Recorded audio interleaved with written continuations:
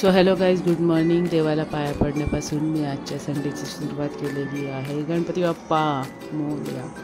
त्यानंतर मी थोडंसं नेल पेंट वगैरे लावत होती.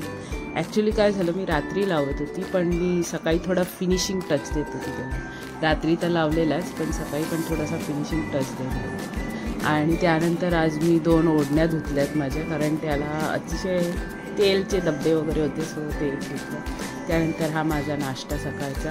नंतर बाबा आलेले चिकन घेऊन, आणि मग ते चिकन मी साफ करून दिलं आईला. हे माझं दुपारचं जेवण तुम्ही बघू शकता. चिकन आम्ही संध्याकाळी बनवलं, आणि हे माझं संध्याकाळचा नाश्ता आहे. पॉपकॉर्न आहे, चहा आहे. त्याच्यानंतर हे मी चिकन फ्राय करायला घेतले. गॉड, ते किती छान दिसतंय फ्राय होताना, आणि तेवढंच ते खायला पण चांगलं होतं.